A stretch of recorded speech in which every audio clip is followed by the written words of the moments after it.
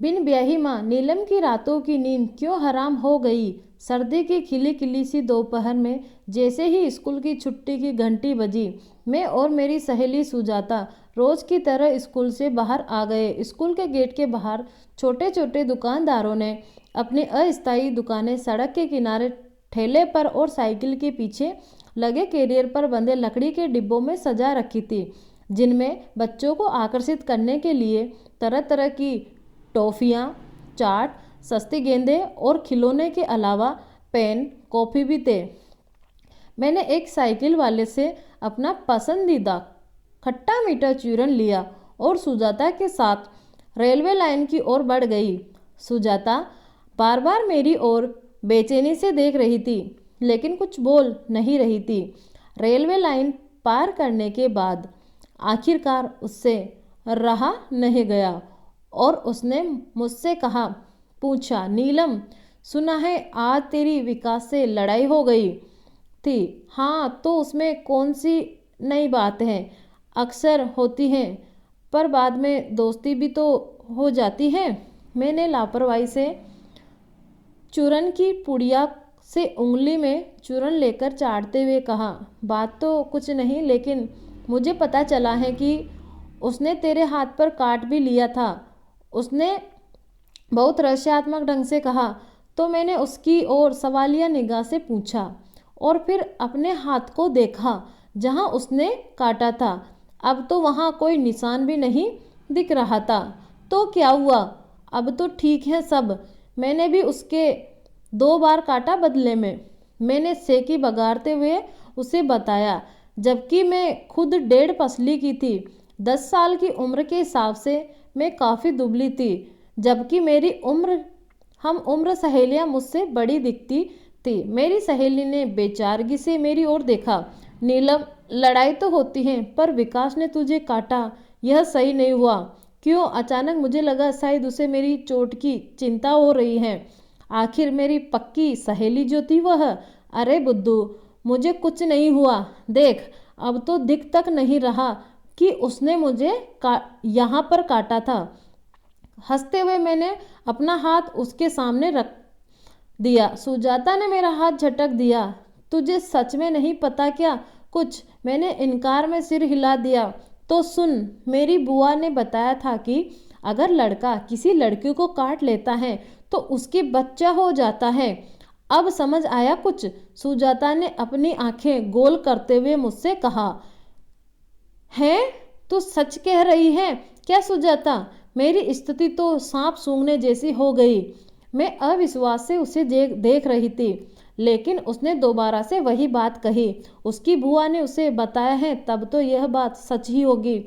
बड़े लोग सब जानते हैं। मेरी आंखों में डर भर गया। घर आकर मैं बहुत बेचैन हो गई। मैंने बस्ता एक तरफ रखा और कच्चे आंगन में पड़ी चारपाई पर बैठ गई। क्या करूं? मम्मी को बताऊं या नहीं? मेरी तो कोई गलती भी नहीं थी। मम्मी पापा मुझे और मेरे भाई को ज़्यादा टीवी नहीं देखने देते थे, पर मैंने कुछ फिल्में देखी थी, जिनमें से एक दो में मैंने देखा कि बिन ब्याही माँ को कितना कुछ सहना पड़ता है। अड़ोस पड़ोस के लोग खूब ताने देते हैं। मुझे बहुत डर लग रहा था कि पता चलने पर मम्मी पापा बहुत पिटाई करेंगे। कहीं घर से निकाल दिया तो मैं कहाँ जाऊँगी? किसी रिश्तेदार के घर गई तो बेबी कितने दिन रखेंगे और सच का पता चलने पर धक्के मारकर मुझे निकाल देंगे। अरे, कब से स्कूल से आकर बैठी है, कपड़े बदल कर रोटी खा ले, मुझे पड़ोस के कीर्तन में जाना है। मम्मी की आवाज़ सुनकर मैं बेमन से उठी और हैंडपंप के पास रखी बाल्टी में से पानी लेकर हाथ पैर धोकर अंदर जाकर स्कूल ड्रेस बदल कर नीली फ्रॉक पहन ली। खाना खाकर मैं वापस चारपाई पर लेट गई। शाम को सुजाता खेलने के लिए बुलाने आई, लेकिन मुझे उदास देखकर वह मेरे पास बैठ गई। अब क्या होगा नीलम? मम्मी को बताया तूने? नहीं, हिम्मत नहीं हुई। इतनी देर से रुके मेरे आंसू गालों पर लुढ़कने लगे। पर बताना तो पड़ेगा, वरना जब तेरा पेट बड़ा होने लगेगा तब तो उन्हें पता चल ही जाएगा। फिर सुजाता के कहने पर मैं और भी परेशान हो गई। रात में मैंने शीशे में खुद को ध्यान से देखा कि कहीं मेरा पेट निकलने तो नहीं लगा, लेकिन अभी तक तो सब ठीक था। अगले दिन स्कूल में बेचैनगी से मैंने विकास के आने का इंतजार करने लगी। आखिर उसी के कारण तो मैं इस परेशान में थी। सुजाता ने मुझे बहुत सहानुभूति से देखते हुए मेरा हाथ पकड़ रखा था। इस समय मुझे वह अपनी सबसे बड़ी शुभ चिंतक लग रही थी। क्लास में विकास के आते ही उसने मेरा हाथ दबाया और आंखों ही आंखों में मुझे उससे बात करने का इशारा करती हुई अपनी क्लास में चली गई। मैं विकास से बात करने के लिए आगे बढ़ी, तभी उसका कोई दोस्त आ गया और उसके बाद टीचर आ गई। इंटरवल में विकास को मैंने इशारे से स्कूल के गार्डन में उस जगह बुलाया जहाँ थोड़ा सुनसान था। विकास के आते ही मैंने गुस्से से उसे एक झापट मारा और कहा, तुमने मेरी जिंदगी बर्बाद कर दी है। मैं कहीं मुंह दिखाने लायक नहीं बची। इतना कहकर मैं रोने लगी। वह भी पलटकर मुझे थप्पड़ मारने वाला था, पर मुझे रोते देखकर वह रुक गया और चिल्लाकर बोला, क्या बकवास कर रही हो। मैंने उसे सारी बात बता दी। यह सुनकर वह भी सोच में पड़ गया। बोला, अरे यार, अभी तो मैं खुद बच्चा हूँ, कुछ कमाता भी नहीं हूँ। मेरे घर वाले भी मुझे बहुत मारेंगे अगर यह बात सब उनको पता चला। पर सच में अगर मुझे यह पता होता तो मैं तुझे नहीं काटता। उसे बहुत अफसोस हो रहा था। एक बात बता, तूने उस किट से टेस्ट किया क्या प्रेगनेंसी का? कैसी किट? और मैं इसे कहाँ से लाऊंगी? अरे यार, टीवी में कितना तो विज्ञापन आता है, तुमने देखा नहीं क्या? विकास झल्ला गया। बोला, किसी भी मेडिकल शॉप पर मिल जाएगी। हाँ, और जैसे मैं ले ही आऊँगी। सुनो विकास, तुम्हारे कारण मैं इस मुसीबत में पड़ी हूँ। अब तुम्हें ही यह सब करना होगा। ठीक है, मेरे दोस्त का भाई एक मेडिकल की दुकान पर काम करता है, मैं उनसे कह दूंगा लाने को। इसका मतलब यह कि तुम अपने दोस्त को भी यह बताओगे, सबको पता चल जाएगा, कितनी बदनामी होगी। यह कहते हुए मैं फिर से रोने लगी। अरे यार, तू न ये रोना धोना बंद कर, कुछ भी नहीं होगा। वैसे भी ऐसे समय में खुश रहना चाहिए। मेरे कुछ पूछने से पहले ही वह मुंह बनाकर बोला, ऐसा टीवी में और फिल्मों में कहते सुना है मैंने। सुनो न, तुम अपने घर वालों से बात करो। देखी गई फिल्मों के आधार पर मुझे शादी की ही एकमात्र उपाय लग रही थी। हालांकि विकास का चपटी नाक वाला चेहरा मुझे बिल्कुल पसंद नहीं था और ऊपर से उसे जब देखो तब जुकाम हो जाता था।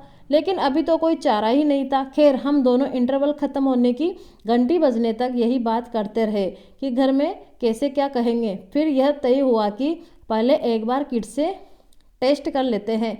यदि रिपोर्ट पॉजिटिव आती है तो विकास अपने घर वालों से बात करके उनको मेरे घर बात करने भेजेगा। क्लास में आकर मैंने कविता को भी यह सब बता दिया था।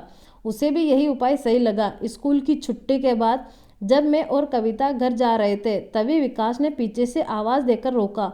मैंने मुड़कर देखा तो वह भागता हुआ आ रहा था। सुनो, यह इमली लाया था मैं तुम्हारे लिए, टीवी में देखा है। कहते हुए वह जितना शर्मा रहा था उससे कहीं ज़्यादा मैं ज़मीन में गड़ी जा रही थी। कविता ने कुहनी मारकर कहा, देखो कितना ध्यान रख रहा है तेरा, अब यह तुझसे कभी नहीं लड़ेगा। घर आकर मैंने कागज़ में लिपटी इमली को खाने की कोशिश की, पर मेरी बिल्कुल भी इच्छा नहीं हुई। वैसे भी मुझे इमली की जगह चूरन ज़्यादा पसंद था, लेकिन टीवी में तो देखा है। दोपहर तक मेरी कल्पना डर में बदल गई कि कहीं किट की रिपोर्ट पॉजिटिव आई तो क्या होगा। घर वालों को विकास के मम्मी पापा के आने पर सब पता तो चल ही जाएगा।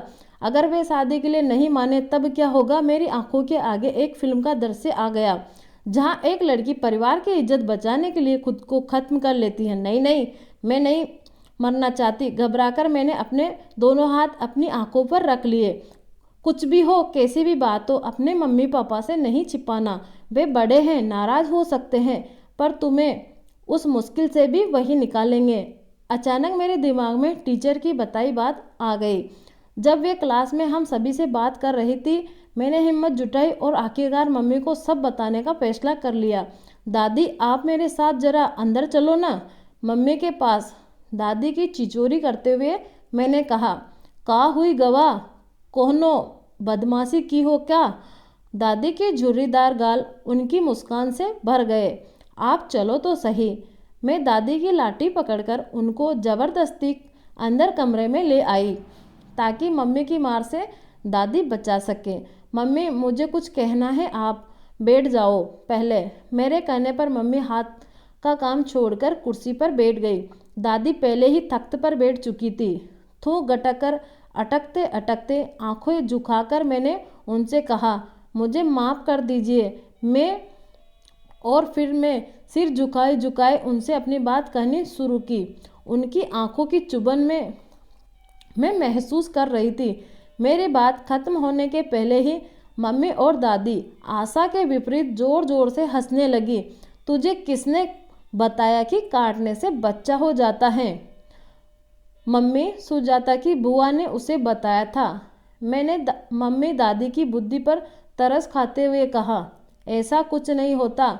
मेरे भी 2 बच्चे यानी तेरे पापा और बुआ हैं और तेरी मम्मी की 3 बेटियां हैं। काटने से नहीं होते तो कैसे होते हैं?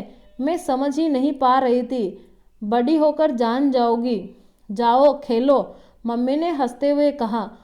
तो मेरी जान में जान आई, यानी सब ठीक है। कल बताऊंगी उस सुजाता की बच्ची को मैं कुछ थी।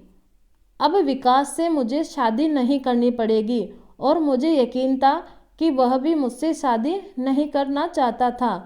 पर काटने से बच्चे नहीं होते तो फिर सवाल अब भी अनुत्तरित था।